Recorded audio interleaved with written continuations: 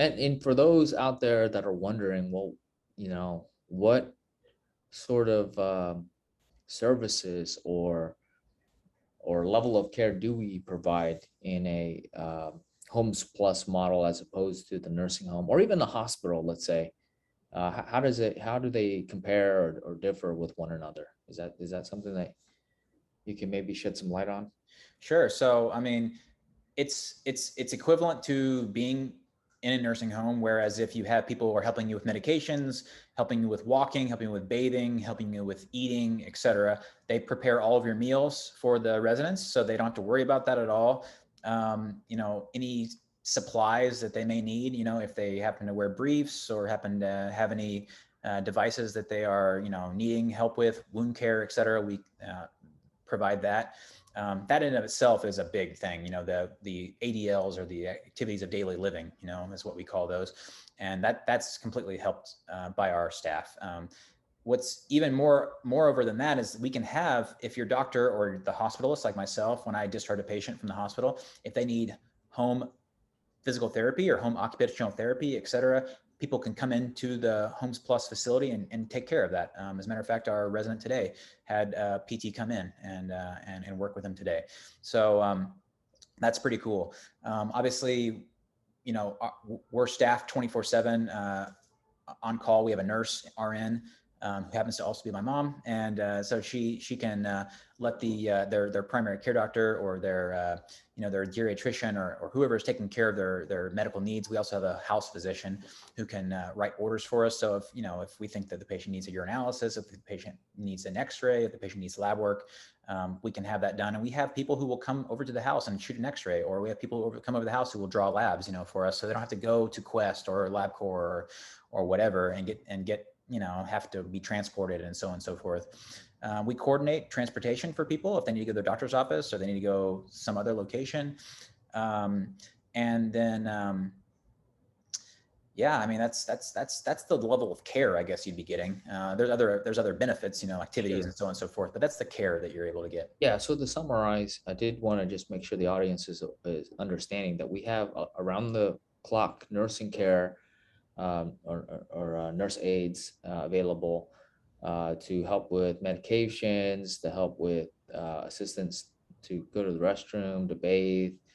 We've got meals provided. We've got all the utilities and entertainment and all the things that you may come to expect living well in the home, but also every ability to take care of the medical needs as well from a nursing standpoint. So that's what I wanted to kind of highlight up front, is that though it is a residential home, we're licensed and operated to provide nursing care services, right?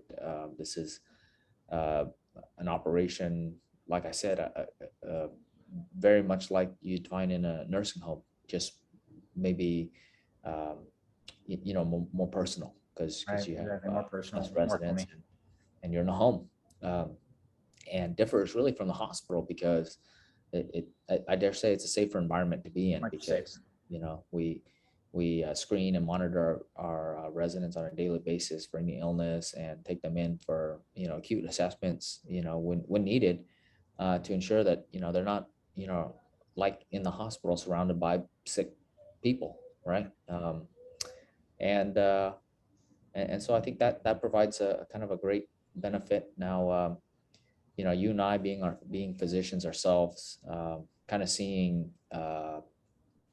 that this area of care is a tremendous need, in particular with our aging generation right now. Kind of embarked on this, and really hoped that this could be potentially the model for the future. I mean, I Right. don't think I think part of being a good physician is to try to have some compassion and empathy for your patients. And I often put myself in their situations, just wondering, man, what would I want for myself if I were elderly and unable to Right. care for Or your family myself. members, or your family members, And it's my hope that if we can have some success in this journey, with getting our Homes Plus model launched with Providence that, our loved ones and ourselves may be in really good hands in the Right. future. Just um, with what we've modeled. So Right. And just to mention, just because I mean, you did mention also what all services we do offer, and we do, keeping, understanding the need and the variety of needs. Obviously, some people don't need to be in a nursing home long term. Maybe the people who are caring for them care for them just well, but they need a break. They need some time to themselves. They want to go on a vacation. They want to go on a whatever it is, to just take a break from it because it is intense. And we offer that respite care, which is basically as if they live there, but just for, less than a month at a time. It could be days, it could be weeks, it could be a month. But sure. the respite care is something we do offer. And then the adult daycare, which is what kind of got me started in this whole thing, was just seeing this need of people who can take care of their family members at night when they're home, but during the day they got to work, they got to be at a job. And so what do you do, unfortunately, during that time? And how do we keep his or her quality of life up during that time, right? And Right. that's where the adult daycare does come in, and we do offer that as well. Yeah, I think that's a really good point because it is a spectrum of services that we offer because many people may not need the long-term care, right? That's kind of what we specialize in, obviously. But in my mind, I like to kind of simplify it by saying we kind of have three tiers of care available. The obvious one being long-term senior care, which is available, when we have the rooms available. Then there's, of course, what you just mentioned, respite care, which would be, maybe uh, your elderly loved one did have an acute injury or illness, maybe have just finished a hospitalization and are needing just a little bit more help, maybe getting to appointments, therapy, getting their wounds cared for, antibiotics, medications, things that were taken care of in the hospital, but now they're not in that clinical environment anymore to have those needs.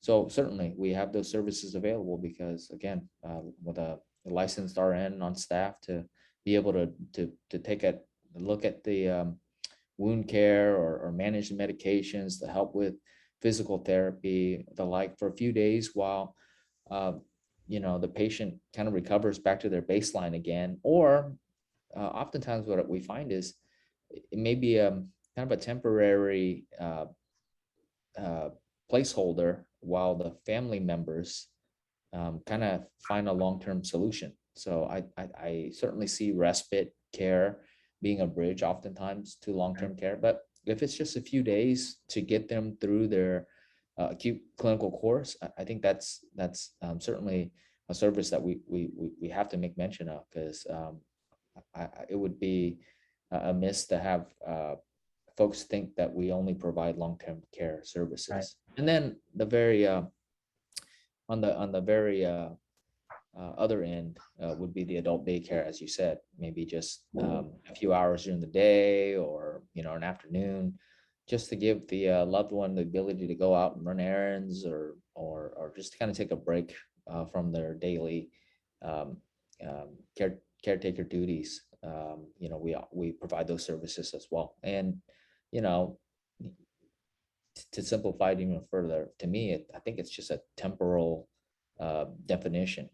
They stay for a few hours or a day, or stay for a few days, or they can stay for months to years, with us long term. But the service that we provide in any of those arenas are going to be the same. It's whatever their needs are, and hopefully, we're able to do a really good job at that.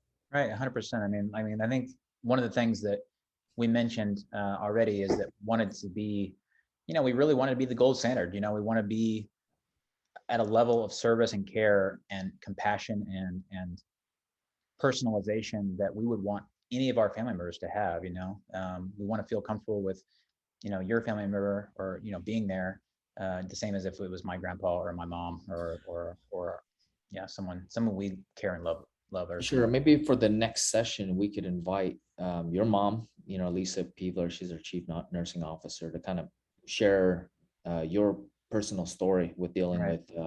with your grandfather needing placement. I think, your mom being a career nurse, taking care of uh, elderly folks her entire career, I found it very surprising that, um, she had such a difficult time herself in trying to navigate this process with your own Right. grandfather. So I'd love to invite her on one of these days to kind of interview her, Yeah, I think it'd be um, good too.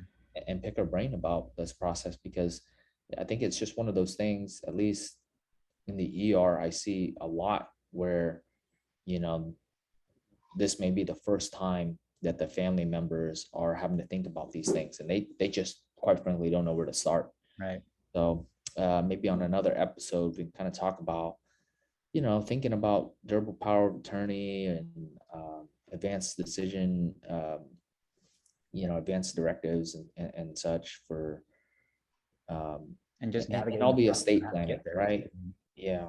And again, I'd really like to highlight that, your background, though you were traditionally trained in internal medicine, because of your residency training in a very populated geriatric um, uh, geograph, that you kind of have a subspecialization, if you could even say that, in senior care, right? And Right. then in the geriatric population. So there are a whole host of things that maybe you're exposed to through your training, that many of us are kind of slow to catch up to, by the time it's too late. So those things such as the estate planning and Right. kind of how to navigate the levels of care, not just in the ER and in the hospital, but as you mentioned earlier, all the skilled nursing and rehabs and arenas that, I think many of us, even as medical professionals, can kind of get lost in Right. understanding. Yeah, it can be difficult to navigate even during an acute illness in the hospital, but also I think where it really gets difficult because the system is pretty streamlined to get people out of the hospital and into like a skilled nursing, but that's a very temporary situation. We're talking weeks to at most months. Um, and then what? And that's that outside process of the system where it gets very hard to navigate, and that we had my mom more particularly had to learn the hard way when my grandfather was getting to the point where he couldn't be taken care of at home, even by a seasoned nurse, because it was too much for one person. So that process, we don't offer those services in house by all means. Financial planning and estate planning and stuff like that. That's not our role, but we do have people that we have built relationships within the community who can help people with that, because we want we want the process to be as easy as possible. We basically don't want you to have to deal with what we had to deal with, in our own situation. And I think you're right. I think my mom could tell that story a heck of a lot better than I could. That's for sure. But yeah, Yep. Stay tuned for that episode. yeah. Well, anything else? No, I think we covered maybe a little bit of our journey and sort of what we see from our professional standpoints, in regards to our industry right now. So I think we can wrap it up from there. I think Sounds at good. some point we probably need to maybe just film a quick bio, so folks kind of put names to faces with, who's part of the organization. 100%. So Yep. That's no problem. We can do that.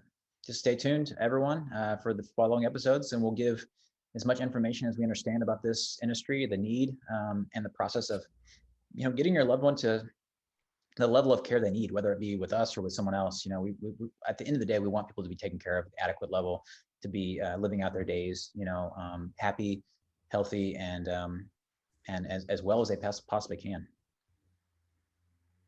all right, it's a wrap. All right. See you later, man. Yeah. So Case, have you done, I guess you do have kind of a picture bio, right? We'll splice out this section of it, I think, right? No. I can cut this out easily. Edit it. Yeah. So yeah, stop recording, I guess. Actually, I can stop recording.